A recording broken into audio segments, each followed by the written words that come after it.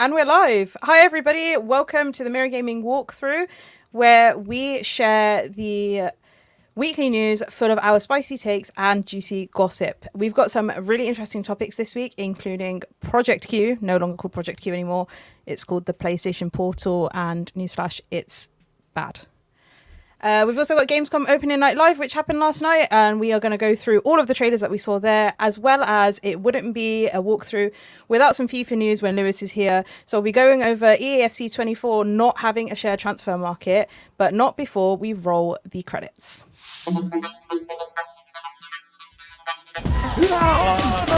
Are you prepared to go public with your KD online or no? Everyone thinks he or she is the best football expert on the planet. You see it in the back page of the Mirror, deal agreed. I think the most important thing is just to have fun. What? 310? No, what button is it? Well, hello. We're ready to come for the W, yeah? Ooh, 12. Ooh, here we go. If you can master second man press, you will defend 10 times better. Today I'm going to be reviewing the PSVR 2 headset.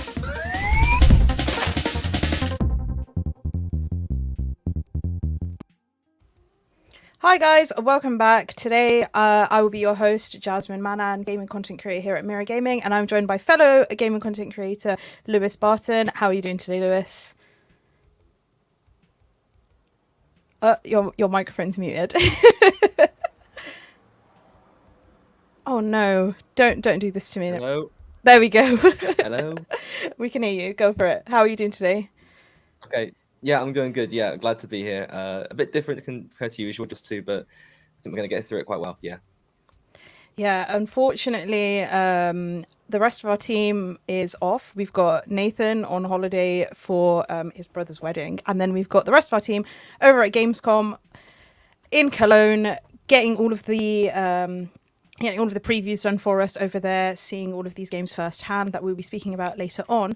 But before we talk about Gamescom, we have to talk about breaking news just happened. Like, PlayStation have confirmed Project Q is coming, and they finally gave it a real name.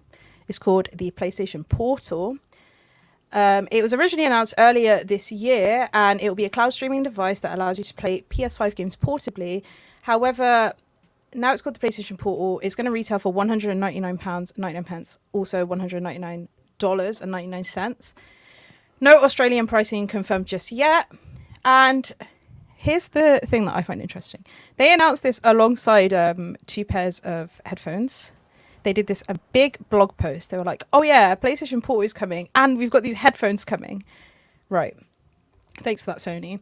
And they said in that blog post that the purpose of the PlayStation Portal is for gamers in households where they might need to share their living room so that they can play PS5 games in another room of the house. So, Lewis, I know you're not too in tune with what Project Q actually is. And before we start the podcast, do you want to go over what it is you said to me about the device? Yeah, that shook me to my core. I liked the way it looked personally, which I think straight away got a what reaction from you? Like, you like the way it looked? I don't know, it's just me, but like I like the idea of having the screen in between, like half and half of like the actual controller itself. I said it could be a bit impractical if you wanted to carry it around in like a little case or something, but then you told me that you won't need to carry it around in the case because you can't take it anywhere unless you're on the same Wi-Fi as your home network. So you can go into a bit more detail about that now, but I like the way it looks, but the actual practicality of it seems a bit bad compared to what we were expecting. I'm really upset that your headline today is PlayStation Portal Lover. Like, I'm actually really upset. I feel betrayed. I knew I'd be crawling under the skin doing that, so yeah. Oh, I hate it. But the PlayStation Portal, as we already knew, from when it was called Project Q, we knew it was going to be a cloud streaming device. We knew that you were going to be able to sort of not run games natively on it. You're going to have to like stream them through internet connection. But there was this like glimmer of a hope that it'd have 4 or 5G support, so you could use it on the go. But in the blog post, Sony confirmed that you would need to be connected to a Wi-Fi. Needed to be connected to a Wi-Fi connection, and you'd need to have your PlayStation turned on and stream the games through there, and all the games that you're streaming need to be downloaded onto your PS5 as well. So in advance of using this device, you can't just turn it on and be like, yeah, I'm going to play on my PlayStation Portal today. Not even portable, my PlayStation Portal today.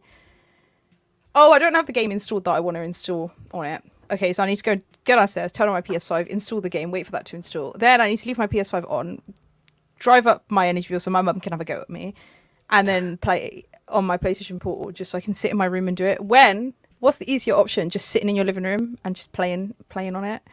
Or, as you said, getting another monitor if someone's using the living room TV. That's the one thing about. I do like the way it looks, and I like sort of handheld, portable sort of games like this. But for £200, which is quite a bit of money, like we both agreed, you could buy a whole new TV for under that price. For cheaper than that, you could buy, even just a monitor itself. So I think, with that money, it could be spent on an actual bigger screen rather than an 8-inch screen. And if someone's using the main TV in the living room, or you want to go play in your bedroom, just move your PS5, move to a new TV, and you move to a new monitor. But saying that, I have got Adam in the chat, Mel, who's backing me up with the PlayStation love, which I agree. Yeah, thank you, Adam, down the stream. I think, again, it looks fantastic, and I think for me it's a big visual thing. If it's like a portable sort of handheld device, same reason why I seem to pick iPhone over Samsung. I think because I like the way it looks. So it's won me over there. But like you said, £200 is quite a bit of money just for something that looks nice. I'm going to just go through some of the comments here. As Lewis referred to. So Gigi says, what an absolute waste of £200. Absolutely correct, Gigi. Thank you so much. She also says, I don't mind how it looks, but that price of what it does seems nuts. Why not just make a proper handheld? You can buy a Switch Lite for that price point. So this is the thing. For those of you that don't know as well, Project Q, I keep calling it Project Q because I'm so used to calling it Project Q. PlayStation Portal, it has a 1080p screen on it, 8-inch 1080p screen. It's not even 4K or anything for £200. It's a lot of money. Like, you get a big screen that's 1080p for that money, and it runs at 60 hertz. So it's a very standard screen. Like Lewis was saying, you can just like get a monitor, get a TV, or get a Switch Lite, like Gigi says, that runs games natively. You can just pop a game in, download a game onto the device and play it. But Adam L is here, as always, going Team Portal. Yes, Lewis, best bit of the show.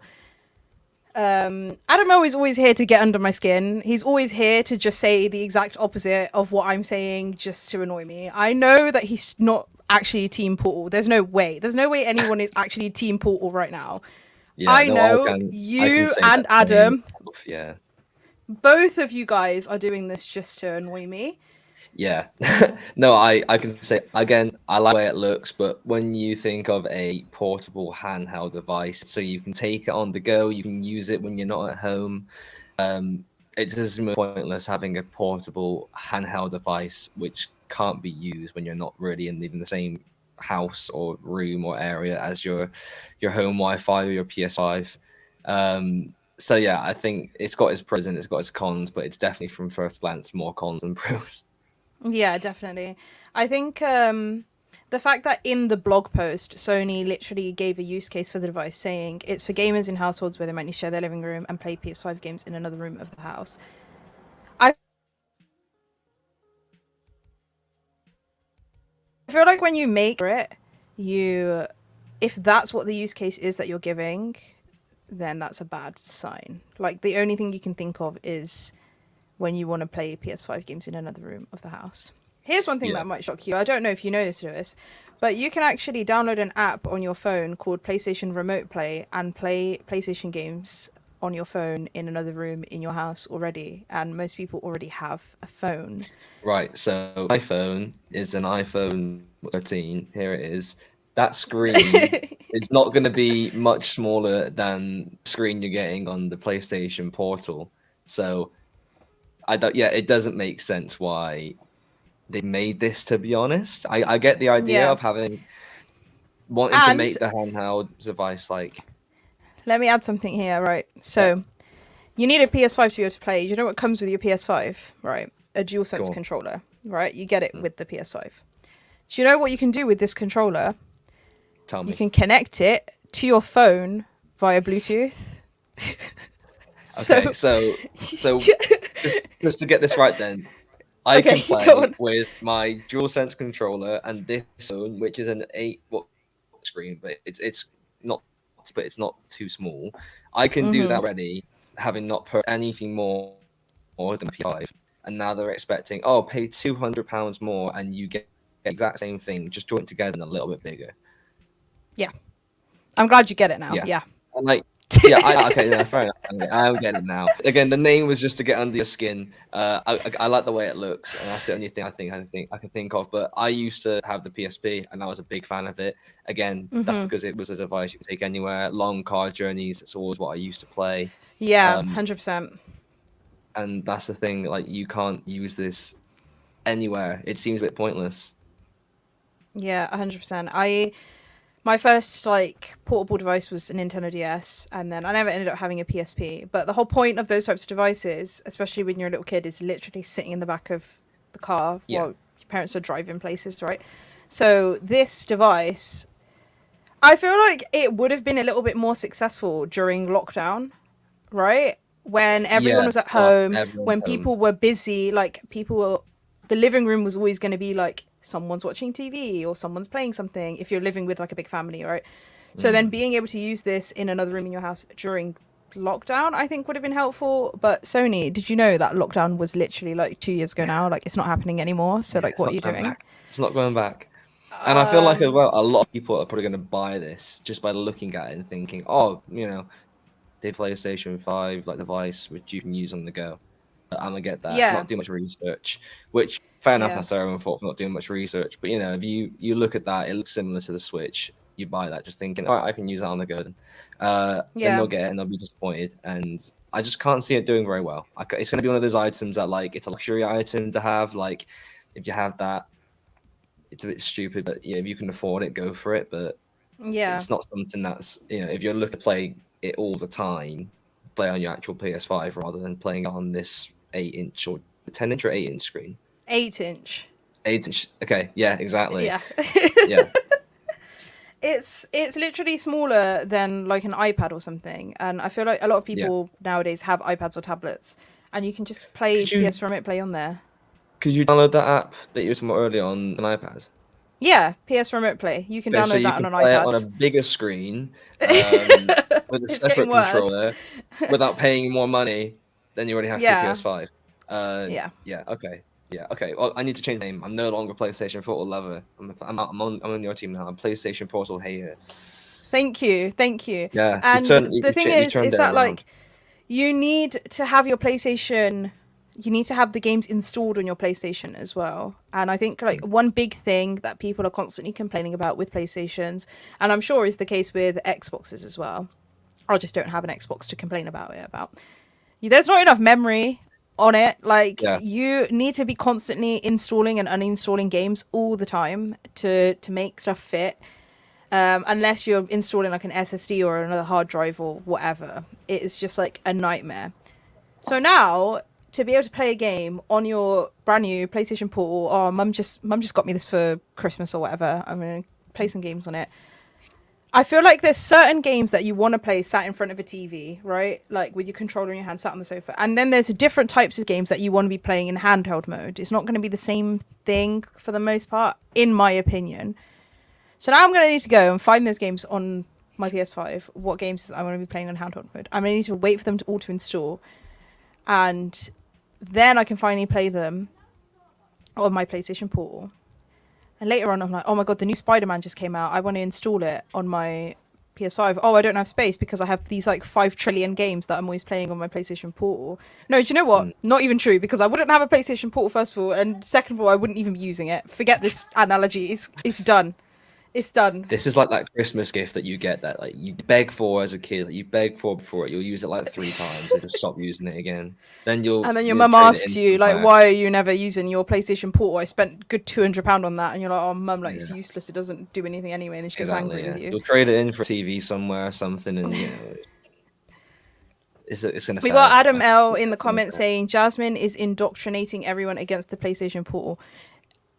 I don't know what the official definition of indoctrination is, but I'm pretty sure it's something to do with like brainwashing when an opinion is wrong. This opinion is entirely correct. There's no like, no, it's not an opinion. This fact that a PlayStation Portal is bad is entirely correct. I'm not indoctrinating anyone. Thank you very much. Yeah, I can't lie. I think I jumped the gun. I just saw a handheld PlayStation device look cool. I was like, yeah, that's what I want. That looks great. Yeah, see, you're going to be one of those people that are going to accidentally pick it up without checking what it is. Yeah. And then be really upset. And then I'm like, oh, okay, you can't play this outside your own home. And it's a touch screen. And now you've told me about the fact you can download an app which you can play on a bigger screen, like an iPad or a tablet, just no extra money. It makes no sense. And surely as well, when it's on such a small screen, such a small device, it's not going to, the game itself isn't going to be anywhere near as good as on a PlayStation 5. Exactly. Thank you very much. You sit in front of a TV, have a nice experience. It's going to look gorgeous on your nice big screen or even a little monitor. It's going to look better than it would on a screen like this big. Yeah. I don't understand what the point of this was. I think it's clear that Sony, because we have like the Nintendo Switch originally, then we had the Steam Deck, then we had the Asus ROG Ally, we had the Logitech G Cloud, but we don't talk about that one. We've had a lot of handheld devices come out in the past year that have been insanely popular, and I think Sony were like, oh, we want to do that too. I don't think they really thought about anything. I think they just like... Do you reckon it was sort of just like, what's the quickest way we can jump on this trend? 100%, 100%. Let's make something that you can't even take out your own house, just like a very mini version of the PS5. 100%. Not much thought's gone into it, not much care has gone into it. It's just, money grab. Look at this trend, let's jump on it. 100%, 100%. I think, like, considering they first announced it under the code name Project Q, they didn't even give it a real name. They announced it back in May under Project Q. They only gave it a real name today. So it took them 3 months to give this device a real name. I feel like that was like... Maybe it was ready for announcement now. Maybe they shouldn't have announced it back in May. But clearly they were just trying to ride the back of... Because the Asus ROG Ally was very popular in May. It finally released in June. I think they're just trying to ride the back of that wave a little bit. And Sony, I want to tell you something. I'm really upset with you. I'm really, really upset with you. The PS5 DualSense Edge, bad. £220 for a controller. Now, this thing, PlayStation Portal, bad. I'm upset. I'm really upset. Adam L says, my mind is still open. I will await the Jasmine review on the Portal when it's released. 100%, I'll still be reviewing it, of course. Maybe when I get it in hand, I'm suddenly going to be a changed person. But I promise you right now, that's going to be a really negative review. Like, it's going to be bad. I'm going to hate this thing. I can tell. Like, I can just feel it in my bones. But enough about PlayStation Portal. I talk about it so often that people actually get upset with me. Let's move on to Gamescom. I keep always saying that wrong. Opening Night Live. Yeah, it's weird, right? I always thought it was Gamescom, but it's Gamescom Opening Night Live. Last night, we had the official live stream of Gamescom Opening Night Live, hosted by Jeff Keighley. We had a bunch of new games announced, as well as new content showcased for games that already exist. And there was also a stage crasher. A fan literally just ran on stage and started screaming. Screaming something about Bill Clinton and GTA 6. I don't even understand how that's happened again after it happened at the Game Awards last year.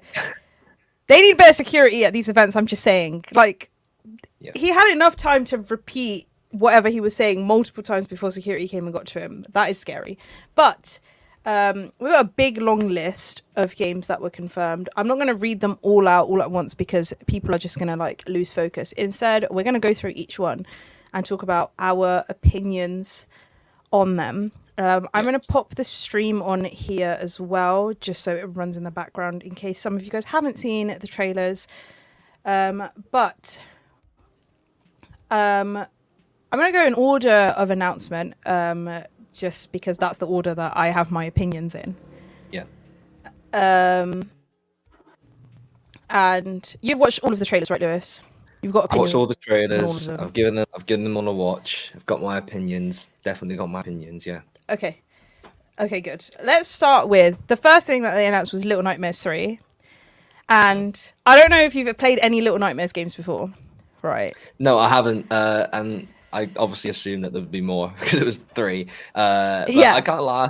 I thought it looked really cool. I like the whole like, creepy aesthetic that it had. I'm a big horror fan, so it's straight. I know you're not big of a horror fan, so it probably wasn't a huge appeal. But as a big horror fan, it did appeal to me. I like. I actually love it. I love the Little Nightmares franchise, even though I hate horror. I feel like that I perfect. did not expect that. Yeah, what makes you love it so much, and as someone who doesn't like horror? I don't know. I feel like it's a little bit less. I think it's because it's not first person, right? Like, it feels a little bit more strategic than a classic horror game where you're kind of just running and there's like jump scares and stuff like that. I played the first Little Nightmares and the second one, yeah, and there's not like a lot of stuff chasing you. It's more like it's like a puzzle game more than that. And a puzzle horror game where you have to figure out how to like get to a certain level, how to like platform and stuff like that. And I think that's way more my cup of tea. This one is going to be co-op, so you actually get to play with a teammate as opposed to the first two that were single player. So I'm really looking forward to playing it. No promises, but when it comes out, we may do a co-op stream here on the Mirror Gaming channel. I would really love to be a part of that. Yeah. Do you think it's a game that you'd play when it comes out, or is it just something that you'd watch someone else play? Or well, I don't know, because I just saw the first impression of this. I thought it looked really interesting, and it did appeal to me, which is good. And I like the idea that as well of a podcast being released alongside it, talking about how the game was made. That will be really interesting for a lot of people, getting to know how these sort of games are properly produced and stuff. So it's a game I probably will give a go. I can't say that I'd love it, but it's worth a try, isn't it? It is one of my favorites. I actually went as the main character from Little Nightmares for Halloween last year. Oh, really? It's because it was an easy costume, right? It was like a big yellow raincoat. Okay. It was just like a big yellow raincoat, and then like having shorts on that were shorter than the raincoat, so it looked like I had no trousers on, and then like no shoes, and that was it. Okay, I'll take a photo of the main character just, like, in my head. But the thing is that I was at like a place for an event. I wasn't just like at home or whatever. So I had shoes on, and people kept asking me why I was wearing shoes because the main character doesn't wear shoes. And I was like, we are in a bar with sticky floors. Like, I am not walking around with my toes out in public. Yeah, exactly. Like, come on. It's weirdos. And were they walking up to you like going, oh, that's a good outfit, I hope shoes on, and just going, oh. Yeah, pretty much. Literally, people are like, oh, wow, you're like the main character from Little Nightmares. I was like, yeah. And they were like, oh. And then they look at my feet and they're like, oh, why do you have shoes on then? I'm like, hello, like, do you want me to get my bare dogs out in the middle of this bar? What on earth? Anyway, moving on. The next game that they showcased was Black Myth Wukong, that I had never heard of before before yesterday. And what are your opinions on this one? So I'm not a huge RPG fan anyway. It's never really appealed to me, but I like the fancy elements of this one. And I also think the music in the trailer gave it a really good, like, sort of intense feel. I thought the sound was good, so that's a good sign of what's to come. And then, the battle towards the end, I think right before the second cut-off, I thought that was really interesting. I thought it had some cool moves in it. So I think it looked all right, yeah. The only thing I liked about that whole trailer was the music. I didn't like the look of the game. I didn't like any of the scenes in it. I didn't like the theme. I didn't like any of it. I only liked the music. And then I was like, I looked up the game a bit more afterwards because I'd never heard of it before. And I was like, right, okay, this game is not going to be my cup of tea. I'm just not into it. No. I feel like it's probably going to be bigger with people that liked Elden Ring. I didn't. Nathan is a big Elden Ring fan, so it's probably something that he'd play. Yeah, but yeah, I think I'm not into Souls games and stuff like that. Yeah, the music was great. I was so excited. I was like, oh, this is gonna be a really good game, and then it was just like not my cup of tea at all. Yeah, it was. I mean, I guess I hate game trailers as well, where they don't show a lot of gameplay, but it's just like Yeah, cutscenes. I think that was a common Um, theme of Opening Night Live, is that there they was were there like, was a lot. Yeah, there was just cutscenes upon cutscenes, and they were like, no. So there are very few gameplay trailers. Even for games that we already know are coming, like they didn't yeah. show gameplay yet, which is really disappointing. I feel like when Well, you that's have a the thing. It's gameplay like trailer, it's you need so to show it. yeah, it's so misleading. It's like you think, oh, this looks really good, but then of course it looks good. They spent ages, developing these graphics to look good. How does the gameplay itself look? And they don't include it. Then to me, if they don't include gameplay, sometimes it just shows me that maybe they're a bit worried it won't be amazing. They want to avoid Ooh, showing it. That's just a personal thought of exactly. mine. Exactly. So whenever I see that, I'm like, oh, I want to play that game now. I want to see what the gameplay is like. I'm just like, oh, maybe it's not great if they're not even trying to show it off. If the gameplay is good, you'd want to show everyone what it looks like. Exactly. And Yeah. I thought in that trailer, they had the fight battle scene towards the end, which they showed, I think, like 15, 20 seconds straight of it. I thought it looked quite interesting. And obviously they thought that as well to include a whole segment. So it shows they're confident in their game itself. That's the main takeaway I think I had from that, yeah. Yeah, I think a lot of games, I just hate seeing, the little disclaimer at the bottom of trailers where it's like, not real in-game footage. And it's like, well, okay, why am I looking at it then? Why are you showing it to me then? What am I going to do with this not in-game footage? Do you ever? It's always like those mobile games, like the mobile sort of strategy games and stuff like that. You see the adverts on Twitter, and there's always community notes under them being like, "Oh, this is the scam. This is not in the game. It's just trying to download it." And I hate when it's like that because I'll fall for those ads all the time. I'll see a game. Oh, same. So cool. Same. Then you download it, yeah. and it's not one thing about that you saw in the trailer for it is in the game. So common with like TikTok ads that you see of games, and then they're just like, it's like a completely different thing. At least with these types of games, it's not like that. But I hate when they show off like really amazing graphics and cutscenes, and then you get in the game and it's like some like top down. It looks like you're playing, I don't know, chess from 2005. Doesn't even look like the game that they had in the trailer at all. They put all the budget into the cutscenes. And God, it reminds me of like Redfall. Makes me shiver.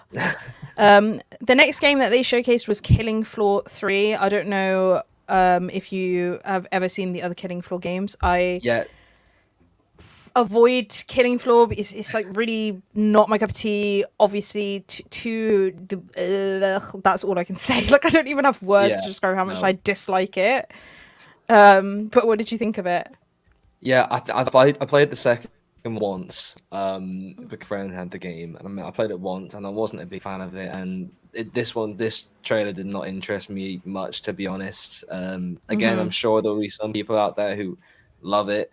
The first-person shooters have never been a game I've got along with either, so that sort of plays into it. But yeah, it didn't appeal to me much. I feel like I've heard Shabana mention Killing Floor before. I don't know if I'm getting that wrong. And I feel like, given that she liked Dead Island, I think that's more her type of game. I don't like games where you just run around and hack and slash and kill things for the sake of killing things. Like it's just boring. Also, in the comments, Adam has got the game that I was talking about from Twitter ads. Perfect spawn. The man running on a bridge, numbers going through the ×2 or plus. Playing it back. Oh my god! Oh my god! I always see That's that the exact same thing that I always see. It's the exact same one, and it always does my head in. It's a scam. It's a scam. Avoid this game. They're just trying to make you download it. I just want to play that game so badly, like the one in the ads, and I've never found it. They must have paid so much for like sponsorship to push it, and that's why I'm seeing it. But yeah, he's got a spot on there. But I want to play that specific game that they're showing off in the ads, and instead you load into the game. I literally downloaded one of them one time, and then when you actually loaded into the game, you were like building huts on like an island and like recruiting more soldiers by building more huts. And I was okay, so when am I gonna run down that alleyway thing and shoot into these little game? Something Scapes. Do you know what I'm on about? It's like a No. It's like the adverts always come up and it's like little mini games. You gotta like move things, like the water flow through or something. You gotta prepare. Like, Oh my god, no! I know what you're talking about. I know what you're talking about. And, And then then, there's like like, lava and water, and there's downloaded it. gold, and you have to try and get the gold to the man. And then yeah, I've downloaded it, and then it's just a bunch of like, building huts and stuff like that. And then it's a bit like Candy Crush, and like, that's not what I've downloaded for. And then you'll play that. That's mini not game what the once ad was. every, like, Yeah. No, you'll play that one mini game maybe once every like 45 minutes of playing it. It's Yeah. Adam L says all the bees attacking the dog, and you have to draw a line to protect the dog. I see that one all the time. I don't even bother downloading that one. You haven't? I'm not the one, but like that automatic sounds amazing to me. I'm like, yeah, I want to pet the dog. The next game that they had at Gamescom was Age of Empires 4 Anniversary Edition. That's a real-time strategy game similar to Civilization. I'm big on Civilization, but this game didn't really tickle my fancy because I think games like this, where you have to think lots and lots, they're like games that I'll play once a year, and then my brain is done. It's fried. I don't want to think so much. I don't want to play strategy games. I just want to like do something mindless when I'm playing games. You know, I don't want to think about it too much. And I don't know if that's the case for you, because you like playing stuff like FIFA, which in my head is like, oh my god, that's so much thinking to play that game. Football Manager is like a proper thinking game. It's a very slow game. It's very like tactical. Yeah, that's similar to like Civ, Football Manager. So I mean, strategy game. I quite like strategy games. So this one automatically is like, oh, that's quite interesting. But I've never liked in anything like medieval feel of a game. Like if it's set like in medieval times, I've just never like enjoyed it. It's never appealed to me. Really? Yeah. So like as soon as I saw this, I was like, the idea of it I like, but the actual sort of the game itself, I wouldn't play just because I find it so boring. Like medieval. Yeah. Just, like, any film I'm over set it. in that. Oh, you ride a horse. Oh wow. Like, you know what I mean? Yeah, I don't you care. ride a horse, you wear some charmer, like. That's why I really like Civ, because Civ is like, it's set in medieval times, but like the timeline progresses so quickly that within like 20 minutes of playing Civ, where you were riding horses 20 minutes ago, suddenly now you're like driving big tanks and stuff. Like it progresses so quickly to modern day that I prefer it. Whereas with games like this, you're literally stuck in medieval times, riding a horse, wearing chainmail with like a weird helmet on your head. Like I'm just over it. I'm done. And I know that it's some people's cup of tea, but it's just clearly not ours. So I mean, there was one later on called like Ara, was it, that I thought looked alright. Better than this one as a strategy game, but we'll get onto that later. Yeah. Adam, as I suppose neither of you be commenting on the Creative Assembly DLC price hike drama, then no, we won't be, because that's not, we have no idea anything about Creative Assembly. We're not into it yet. So next game they announced was Rebel Moon. I was just disappointed. No gameplay. No game. Yeah, it was an advert for his film or TV show, whatever it is. Yeah, and then it's like, game coming. Anyway, yeah, I'm not a big fan of Snack Cider films. Really? Much, to be honest. Yeah, so this could be a miss for me anyway. But yeah, again, it's where there was no gameplay. No gameplay cutscenes. It was just no trailer. Oh, your mic has gone a bit weird. Can you hear me now? But yes.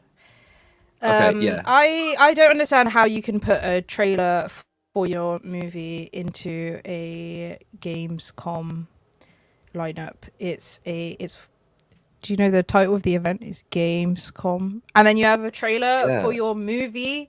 What are you doing? Automatically, I don't like you anymore. I haven't even watched your movies, and I don't like you. Yeah, that's what I said earlier about how you need to have gameplay footage, and this tells you absolutely nothing about how the game's going to be. It's a film trailer. It doesn't even tell you what the film's going to be like. We don't know what the film's going to be like yet. The film could be horrendous, and then we're like, well, we don't want a game for that.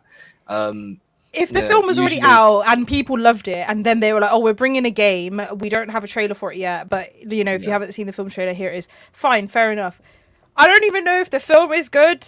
I think, and that's why I think it's such a risky move to have a game and a film coming out confirmed, but neither have been released yet, because if the film comes out and it flops, it does awful, you've instantly lost so much of an audience. Like the people who were more into film than game, you've lost that audience already. Why would they want to relive like an awful film for a game? It makes no sense. So yeah, They must have a lot of hope on it. It's probably I thought it must have a really high budget, or I don't know. Like he described the film as his Star Wars. So in his head, you know, a big franchise. That's a big statement to make. Like that is. Oh yeah, this is my Star Wars.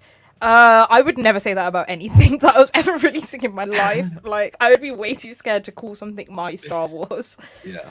Oh, because what happens when it fails? Everyone's gonna laugh at me and be like, "Haha, that's your Star Wars." Yeah. So that one just did not jump out at me at all. Like the fact it was just a film trailer in a Gamescom, in Gamescom, not in a Gamescom. Yeah. Disappointing. The next one was Crimson Desert. I loved the look of Crimson Desert. Yeah. In terms of gameplay, but in terms of setting, like I was saying, with medieval stuff, I'm just not a big fan. There was a scene where he cuddled a cat, so that's straight up your street, I'm pretty sure. Oh yeah, 100%. Yeah, I like that you. I like that you remembered that. In the trailer, I like that you remember that. I was sort of in and out. I heard him, and I was like, "Oh, that's normal like that." Yeah. As soon as there's a cat in a trailer, I'm all there for it. 100% true, but. With this one, it's like it is based in sort of medieval times, right? And it's like, oh yeah, a bit Assassin's Creedy. You sort of go around doing little missions and stuff. You're riding your horse, you're wearing your ugly medieval clothes, whatever. But I just thought that the concept of it was a little bit more interesting. Like they had like puzzles and cats and fishing games, and I don't know. It just seemed a bit more like mini games. Yeah, it appealed to me in that sense because I love a good mini game. I love mini games so much. But also, Crimson Desert was announced a long while ago and then sort of disappeared for ages, and now they finally brought it back. For me, I'm kind of like, where did you go? What is taking so long? And I think typically when games do that, when they disappear for a while and then come back, they tend not to be very good. They come back and they're sort of like, they've got bugs, they've been rushed, stuff like Redfall, even Starfield now, like everyone's scared that Starfield's going to have loads of bugs. I am just a bit nervous about it. I've also never played anything from Pearl Abyss, that's the publisher of the game, or the developers of the game. I've never played anything from them before, so I don't know how their stuff plays. But again, love me a mini game, love a fishing game. Get me back in 2009 or whatever on Club Penguin, constantly playing that fishing game. I didn't play any of the other mini games. I played the pizza one and the fishing one. That was it. That's all I needed. And this is giving me that vibe. I was never allowed to play. I don't play much Club Penguin. You weren't allowed to play Club Penguin? I don't know if I was allowed. I just never played it. Do you ever play a game called Pop Trop? I can't remember what it's called. Pop Tropica? Pop Tropica. No, I've heard of that. I never played that one. I think that was before my time. That was my game. Before your time. No. I was 1 year older than you. No, it was before my time. It was. I'm not a millennium baby, so yeah. I was really big into Moshi Monsters. Did you play Moshi Monsters? No. See, because you're too old. And Club Penguin. Yeah, I assume Moshi Monsters like children. Moshi Monsters was so good. See, it's because you're too old. That I promise you, that's why. Because I played Moshi Monsters, loved it. It was for children, but I was a children. That's what I'm saying. You clearly were. I was a children. I was a children at the time, so it's fine. I was allowed to play it. Okay. But yeah, mini game stuff. Love mini game stuff. Yeah. So I think I'll be a fan of this one. Yeah, I'm not a big like you said it had. You said it had like an Assassin's Creed feel to it, and I don't like the Assassin's Creed games, but I thought this looked really, really good. Yeah. I thought the whole idea of loads of little mini games. I thought graphics wise it looked really nice as well. And there was just so much going on in the trailer. And that's what I liked about it. It was all pretty much gameplay, that trailer. It showed off the game. 100%. Which is, again, that always sells me when I'm looking at a trailer for a game. I think this is probably one of my favorites in the whole out of all the trailers we're going to be looking at. Really? Yeah. So I thought, Oh my that's the one I gosh. keep thinking about back to, which is I could be completely wrong. It could be really bad and buggy. I was a bit bummed out when you said that. And when it goes away for a while and comes back, it's going to be rubbish. And I was like, It's not always going to be rubbish. It just has been the trend recently. Okay. But the gameplay in the trailer looked really good. I'm hoping I'm hoping that it actually lives up to it. The only thing is that there was no release date. We don't know when it's actually coming. No. They just had at the end like get latest news, sign up here, and like they had like a website or whatever. But there's no indication of when the game's coming. That could have been made like 3 years ago. You don't even know. Yeah, Like, that's you said true. It's here for a while. It could have been made Yeah. a while ago, and they've just thought, okay, let's put it out to keep sort of the hype surrounding the game there, and it could be full of issues probably. So. Oh, don't say that because I really want to play that fishing game. I really want to play the fishing game. I know. Yeah. Talking about Assassin's Creed, the next game that they showcased was Assassin's Creed Mirage. We've already seen a ton of Assassin's Creed Mirage stuff. There's been previews for it. Our own Aaron Potter did a preview for it. We've seen tons of trailers for it. It was at Summer Games Fest earlier this year. All this trailer was a bit more of the story that we can expect to see when the game releases in October. I'm not big on Assassin's Creed. I just find it really boring. Same. I don't get the hype around it, to be honest with you. Like, I just don't get it. It doesn't sit. No, I don't either, and I'm just not bothered about it. As soon as I saw this trailer same. come on, I just lost interest in it. I just sort of zoned out for a minute. People are going to be really upset with us for saying this. I know. Yeah, I know. I'm sure it will do well, and I'm sure people will like it, but I don't care about it. So, I don't care about it shoot me. either. I just can't be bothered with it. It doesn't interest me. Full stop. Even this trailer, I was like, right, okay, Assassin's Creed. It's just the same game that they've been releasing every single time for like years and years. Yeah, whatever. Yeah. Same Assassin's Creed. And then all the Assassin's Creed fans are like, oh my god, actually, this one's different because you can do this. I don't care. And the trailer was in Arabic, so like, you know, it's all. I actually understand Arabic, but like. The trailer still didn't appeal to me, so you understand Arabic? How do you understand Arabic? I do. I learned to speak Arabic when I was younger. Okay, I lived in a country that spoke Arabic once. So. What, really? Yeah. So weird. Gigi in the comments says, I've heard of Moshi Monsters and I am not a children. When I was talking heard about it, because I'm sure Lewis has heard about it, I'm talking about playing Oh yeah, it. no, I've heard about it, yeah. Did you ever play Moshi Monsters? Did you ever beg your mum to get you the big Moshi Monsters guidebook that had like a code at the back that you redeem so you can get a rare like? Was that the one with Moshling? the monsters playing music? Yeah. Was it? Okay. Yeah. Right. Never. I've seen it and I've never had the appeal for it though. Oh, I thought you were gonna finally be like, no, I did play that. Oh no. Adam L says, I picked up Odyssey for £12 and got maybe 10 hours of fun out of it. Very repetitive though. Yeah, no. Sorry. Assassin's Creed just doesn't do it for me. Even for £12. It's just not happening. Soz. No. Yeah, if you're looking for Assassin's Creed hype, maybe the other team, not us too. Yeah, Sorry. 100%, yeah. Oh, Aaron is going to be like fuming listening to this. He loves his Assassin's Creed. But next game is one I'm actually excited to talk about. Tekken 8. Tekken 8. Are you into fighting games at all? I am, yeah. This one, I like this one. It had its usual appeal. I liked what it showed all the fighters.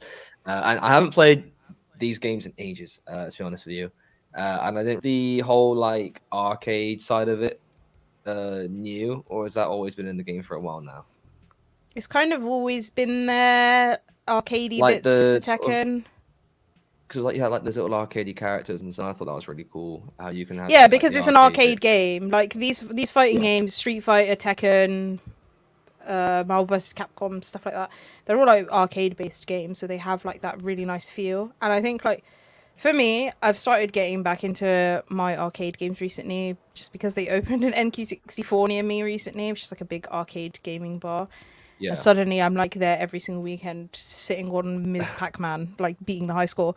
And someone always beats my high score, and I have to keep going back and beating it again. But anyway, I loved Tekken 7. I didn't play it as much as I wanted to because I've been very busy with my day-to-day life. But I really do want to get into Tekken 8. I'm really big on Street Fighter 6, and the story mode that they showed in Tekken 8 feels similar to the story mode that they have in Street Fighter 6. So I feel like it's going to be good. But I also feel like fighting games are starting to just copy each other a little bit too much. Yeah, there's only so much you can do with that, I feel. To make Maybe it that's different. true, yeah. Yeah, that's true. And maybe that's why. Yeah. I think it was a nice trailer. I liked it. Yeah. It appealed to me. Yeah. The game's not coming Give it out till January, like end of January time. And since Mortal Kombat 1 is coming out, I mean, we'll talk about that in a bit probably. Mortal Kombat 1 is coming out in a couple of months' time. So I don't think it's going to have enough time for the Mortal Kombat 1 hype to die down before Tekken 8 comes out. I feel like people are still going to be on Mortal Kombat 1 when this one comes out, and then it's not going to do as well as it probably should. That's my completely random predictions based on nothing, based on me just thinking. I don't know. It's if always that's true or not, but it's always hard trying to find the right time to release a game. I think 'cause there's so many Yeah. things coming out, but you do think with fighting games, why would you release it right after another fighting game? There's only so many. Well, big this is the fighting thing: games is out. that Street Fighter 6 came out earlier this year, right? And now Mortal Kombat's coming out a few months later. So Street Fighter 6 came out in June. Mortal Kombat's coming out in October or November. I think it's October. And then Tekken 8 is coming out in January. It's just for fighting game fans, it's just back to back to back. Surely they'll be bored of it by the third one. Surely, I'm not big on fighting games, so I don't know. But I play a fair few of them, and I feel already bored. I feel like, oh my god, I've played so much Street Fighter 6. Am I gonna touch Mortal Kombat 1? Because there's so many of them. Yeah, I feel like you would get bored playing a game for maybe 4, 5, 6 months, moving on to a new game, and then starting from scratch And again. it's the same thing. Same it's game. the same moving on to another new game. It's just the same thing. So I don't think I'm going to be into it. A game you need to buy every 6 months. Yeah. Who knows? Maybe it will do well. Maybe I'm just chatting absolute wash and have no idea what I'm on about. I don't know. The next game that they showcased for a long time, right, was really Call long. of Duty Modern Warfare 3. I'm not gonna lie, I didn't watch the whole of this because it's just the same thing. I watched the first sort of 60 odd seconds and I kind of got the gist. It's just 10 minutes of gameplay footage. It was. They showed the. I think it was the first mission in the game, wasn't it? It was a sort of underground submarine, and then you went up into the castle or something. The actual mission, I think itself, it looked pretty cool. That's all I can really say. I didn't think it was incredible, but again, it looked quite similar to the past Call of Duty games. The thing I've really enjoyed in Call of Duty games is the zombies mode, anyway. So, I mean, they're bringing a zombies mode. So and that's I love the zombies mode. Yeah, I love the zombies mode. It's the only sort of Call of Duty that I've ever played. Zombies. I've never played any other. I never played Modern Warfare 2 properly. I have it, and I sort of played the multiplayer one time, got absolutely destroyed, and never played it again. So yeah, it was just awful. So the fact that they're bringing zombies, open world zombies, I'm excited for. They obviously showed off the multiplayer suite. Not going to touch that. It's full of sweaty Call of Duty players that are 100 times better than me, and I don't even know how to hold a controller in my hands properly. So you won't catch me in that. But yeah, I mean, Call of Duty is always just, for me, just Call of Duty. It looks the same. All the campaigns are very similar. It's not in a great place right now. It just seems to be going down. So open world zombies will make it,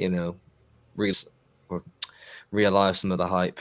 I hope so. I really hope so. Because the fact that Modern Warfare 2 came out just last year and they're already bringing out Modern Warfare 3 without touching on any of the other Call of Duty franchises, I'm a bit like, okay, what are they doing here? Then they announced Zombies. I was like, I don't care what they're doing here. I'm in on it. That's it. Yeah. I'm playing. I agree.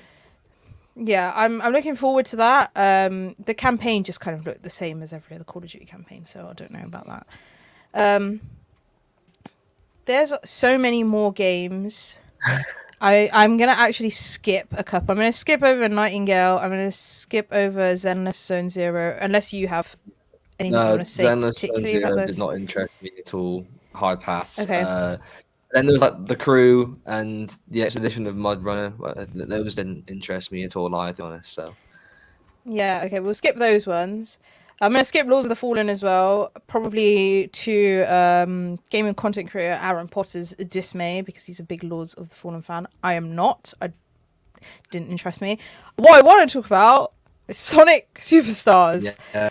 Absolutely hyped for Sonic Superstars. Yeah. Absolutely hyped for them to be bringing out a co-op game. I don't know. After Sonic Frontiers, everyone was like, "Oh yeah, Sonic is bad now. No one's gonna like Sonic anymore. Sonic Frontiers is so bad." I don't care. I'm gonna disappear into this game. I'm gonna make 3 friends. I don't have 3 right now. I'm gonna make 3, just so they can play this game with me, and then no one's gonna hear from me for months. And we're like, "Oh my god, where's Jasmine? Jasmine didn't come to work today. Guess where I am? Playing Sonic Superstars." I'm so excited for this game. Yeah, no, I've always enjoyed Sonic games, and yeah, the new co-op game looks really fun. There's different cool levels which I enjoyed looking at in the trailer. Again, all gameplay, which is great to see.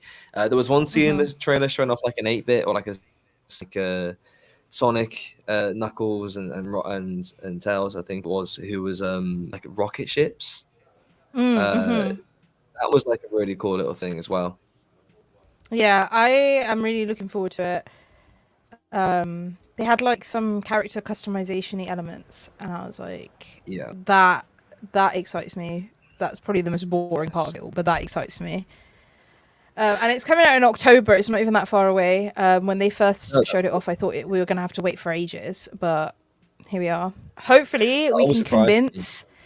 Hopefully we can convince the team to do some co-op Sonic Superstar streams, because I think that would be really fun. And it's one of those games where, unlike Overcooked and the other co-op streams we've done here before, we won't be shouting at each other and having a go at each other, because as we know, people don't like playing those games with me because I scream really loud. So hopefully we can play one that's a little bit more chill. Is it something that you're going to pick up, do you think? I think so. Potentially, yeah. Is it available and everything, or was only just a few things? I actually don't know. Did they say I feel like what is available on? I feel like it didn't say Xbox. I feel it like just it says said pre-order PlayStation, now. PC. It doesn't even say where. I'm thinking of something else. I saw something that interested me, and I noticed it wasn't on Xbox. It might have been one of the later ones. Do you know what you should do? I think you should get a PlayStation. Just saying. Really? You got? Yeah, it's coming out and everything. Nintendo Switch, PlayStation 5, PlayStation 4. Okay. Anyway, Nintendo Switch, PlayStation 5, PlayStation 4, Xbox One, Xbox Series X and S, Windows. It's coming to everything. So now you don't have an excuse not to buy it when it comes out. You can't be like, oh my god, it didn't come to Xbox. Yeah. You have to download that, because here's the thing that you guys might not know about Lewis, is that since I've met him almost a year ago now, I've been telling him all the time, play Fortnite with me, and he was like, oh yeah, maybe one day. And now it's been almost a year and he's never played Fortnite with me. This game, I'm gonna make sure that he plays this with me. I promise you guys. Yeah, it's gonna happen. I'll be deep in EAFC by that point, but we can. So I can't promise. Oh, anything, it's the same game it's been for years. EAFC. Oh, there'll be loads of new stuff. Yeah, I gotta do so much. Oh, whatevs. Another game that they announced was Under the Waves. Is that something that interested you? I think so. Yeah. Yeah. I like the narration of it. I like the narration of it. I liked the look of it as well. Obviously, not as high as many of the games, but it really intrigued me. The story seemed quite interesting. And I'm underwater. I don't know why, I just do. So yeah, I liked it. It's coming out next week, actually. So I think that's going to be a good one to sort of maybe keep an eye on, see what other people are saying about it, and then potentially picking This it is what up. surprised me as well. Is I didn't realize that a load of these games are coming out so soon. Yeah, I same. always assumed it would be like next year you'll be getting these games or something, but no, it literally a lot of them are like next week or next month. Yeah. So I think it's because at Summer Games Fest and this PlayStation Showcase, they were like showing us these really cool games, and then it's like, oh, come in 2024, come in 2025. It's like, okay, why are you showing it to me now then? What am I going to do with this information right now? Like, I'm not going to remember this in 2 years' time. Show it to me in 2 years' time.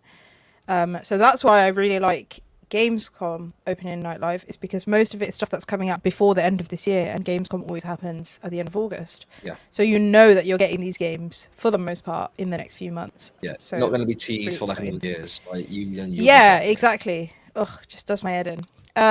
The Crew. It's just another Forza game. I used to love Cyberpunk. First Crew. Yes. Really? I really. Yeah. I enjoyed it, but it's just again, it's one of those games that I feel hasn't changed much since then, and it's just like renewing it just for the sake of it. Yeah. I don't know with The Crew. Like, I love Forza, but it just looks like another Forza type game, so I don't think I'd ever get it. I don't really need like. I think it's gone really recently, at least. When I first played it, I remember it didn't feel like Forza. It was a bit different, but The trailers looked similar to Forza. I don't know if it's actually going to be like that then. Maybe no, it'll be a bit I different. I think the trailer looked just like Forza, to be honest. Yeah. It seemed the exact same approach as Forza, rather than being a bit different, a bit independent. But Forza works, so why would they not want to work? I'm gonna skip over Cyberpunk Phantom Liberty because we've seen tons of stuff about that. Stormgate, Last Epoch, Mortal Kombat 1. I am not really. I mean, I'm a big Mortal Kombat person, but we already know so much about it. Unless you have anything you want to say about these games, chime in. Do interrupt me and tell me to stop skipping them. Ara History Untold, another Civilization-style game that. Yeah. I don't know. I think it is a bit boring. I can't lie. I like the idea of like rebuilding the actual world. Like that was quite interesting to me. But sort of like rewriting history. Rather than just a generic sort of civilization building in medieval times. So I think that was all right, but it could be a bit boring. It did seem a bit boring. Yeah. Diablo 4 new season is coming out. That was a big one for a lot of people. I don't play Diablo 4, but even that new season trailer seemed really interesting to me. But again, even though Diablo 4 is not really like a horror game, the trailer makes it look like it's a horror game, if you know what I mean. So for me, no, it had the aspects of it, yeah, I'm just kind of gonna take a step back. Okay, it's got vampires in it. It's freaking me out a bit. I'm gonna just stay away. See, I thought, again, I like horror, so the trailer did interest me, and I like the new the character was shown off in it. Is it? Oh, what was her name? Like Era or something? Like Iris. It was the name of the character doing the narrating. It's character, and I thought her cool. So I'm sure people who played Diablo 4 will be looking forward to that. Yeah. Yeah. Again, Dustborn, not really into it. Thank goodness you're here. I think you said something about that one, right? Dustborn. No, again, it was where you have no clue what it's going to be about. It looks interesting. Yeah. I like the style of it. It reminded me, I guess it only reminded me of this because of like the sort of road trip car journey thing. But what was that film on Netflix, Mitchell's Machines?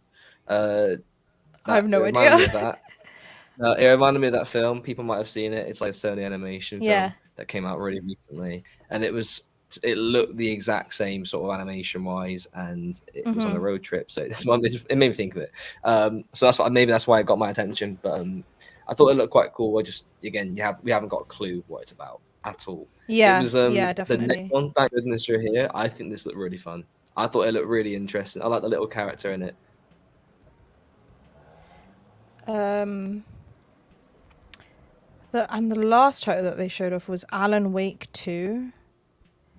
Yeah. I am not into Alan Wake games, but it looked absolutely fantastic.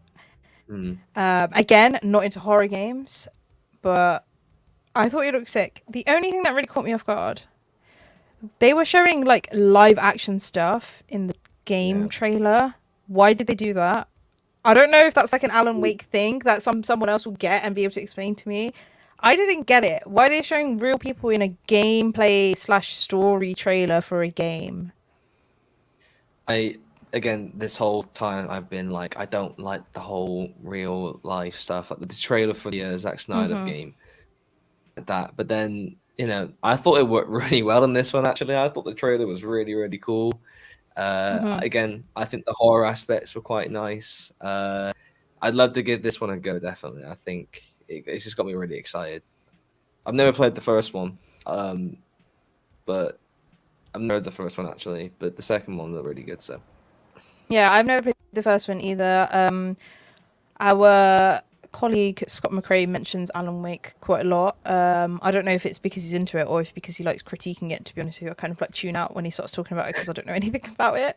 But I can see it being a really good game. It's just not my cup of tea. I think I'm gonna avoid it for now, probably. But see overall, what other people say about it. Were you happy with what you've seen so far at Gamescom?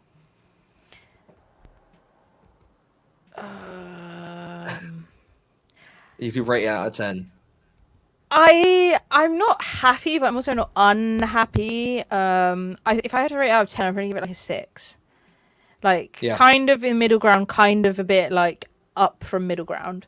Just because I know that they announced beforehand, they said that this Gamescom, Maheen in the chat says, when is Jasmine happy? That's really unkind of you. They announced beforehand that it was going to be mainly games that we've already seen. And it's going to be like more content for those games. But like, I don't know. I just feel like I know what Cyberpunk Phantom Liberty DLC is going to be. I know what Diablo 4 is. I know what Mortal Kombat's going to be. So it's just really disappointing to just see those same sort of games that we've been hearing about for the past 6 months crop up again. What I'm happy about seeing Sonic Superstars, obviously. Tekken 8 and maybe Crimson Desert. Like, I'm quite excited for that, and I think that's it really. Like, I'm not really Little Nightmares as well. That's it. I'm not. They announced like maybe 20 odd things, and I'm like into 4 or 5 of them. So I think, if you had to rate it out of 10, yeah. Yeah, I'd say 6. Yeah, I'd say 6. Again, there were a few games that really jumped out to me, but a lot of it was just like, oh, whatever, don't care. And I guess that happens to everyone. No one's going to watch this and like all 20 games because it's such a variety of different genres of game. But yeah, there were a few that really stood out to me, a few smaller games as well that I thought looked really interesting. So yeah, I think 6 out of 10. Yeah, I think that's a solid score. We'll have to just see now if they announce anything else over the next few days while Gamescom goes on. It finishes this Sunday, so who knows what they'll pull out the bag. GG says in the chat, Starfield had a live action trailer as well for some reason. At the beginning it had that was like the first thing they showed, I think, of Gamescom. That was weird. I don't know if you saw that.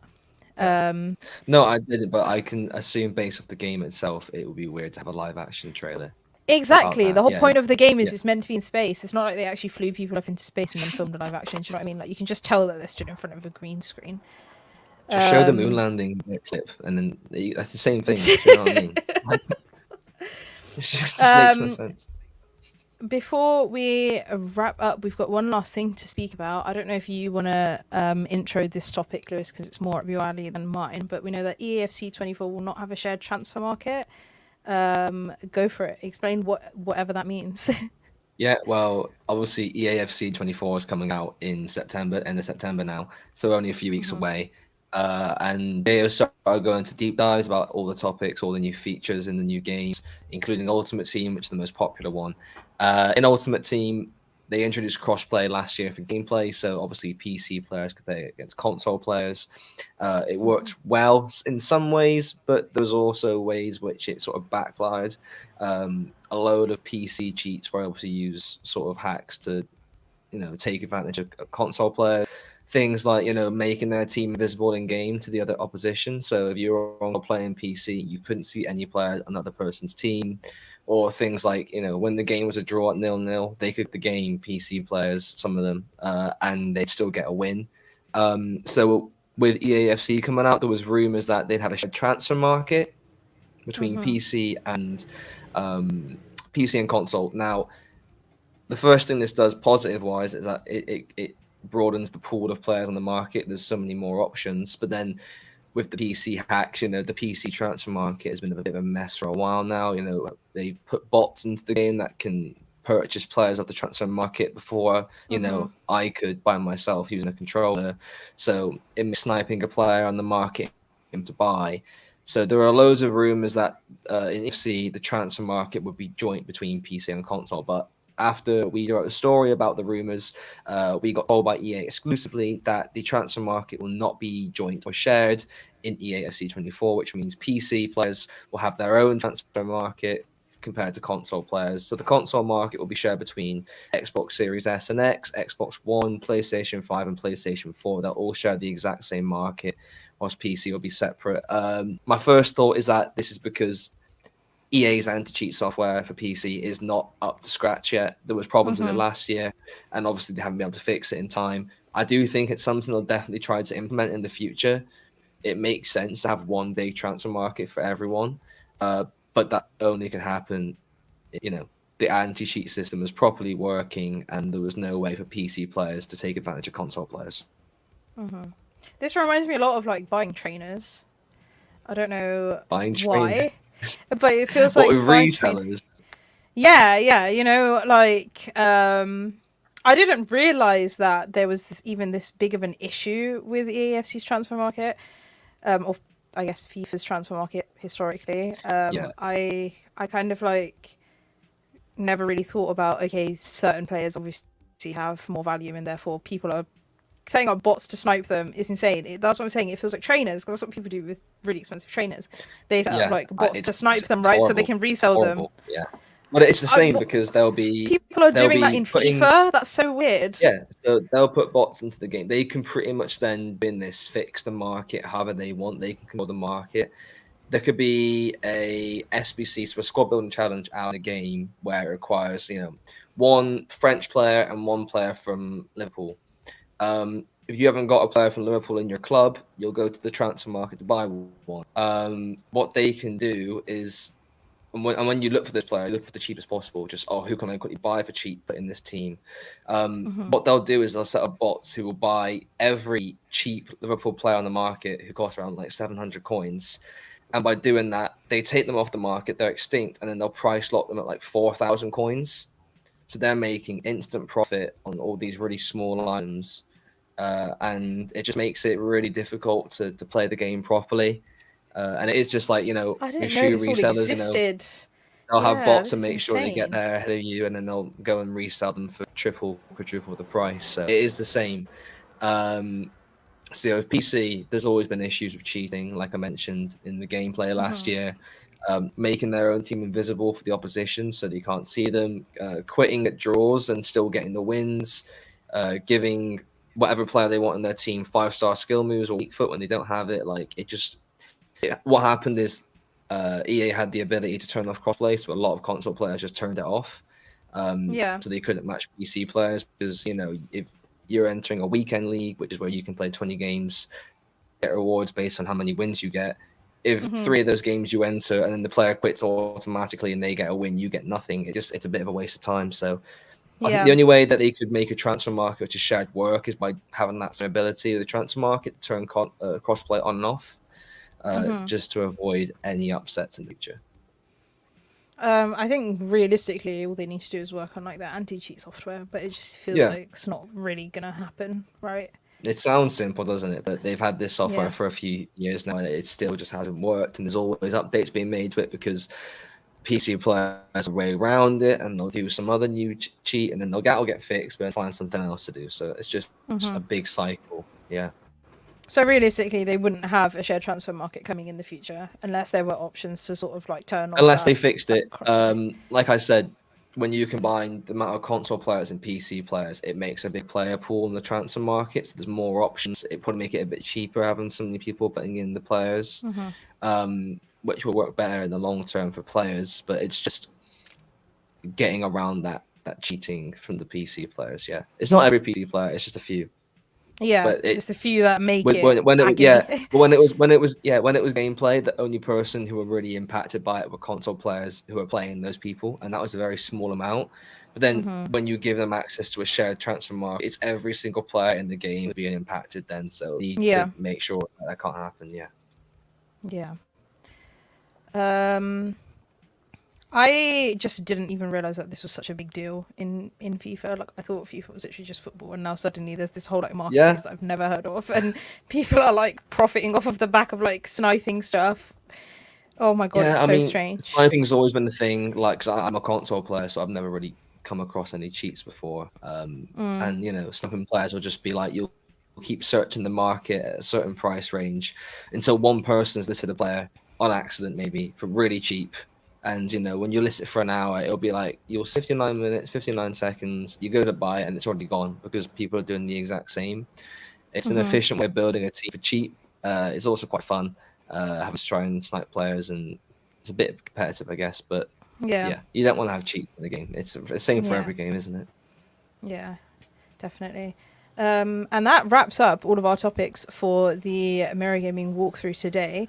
Thank you guys for joining us. Thank you for all of the comments. Thank you, Lewis, for being here today and talking about all of our Gamescom announcements. I didn't realize there were so many, but we made our way through it. So it's been lovely having you. And we'll change be my back... name as well to end the podcast. Thank you. Thank you. We'll be back again, same time next week, every Wednesday, 4 p.m. BST. For another episode of the Mirror Gaming walkthrough. Between now and then, there may be live streams on the channel. Just make sure to subscribe so you can find out. And we will see you again soon. Thank you so much for tuning in, and bye-bye.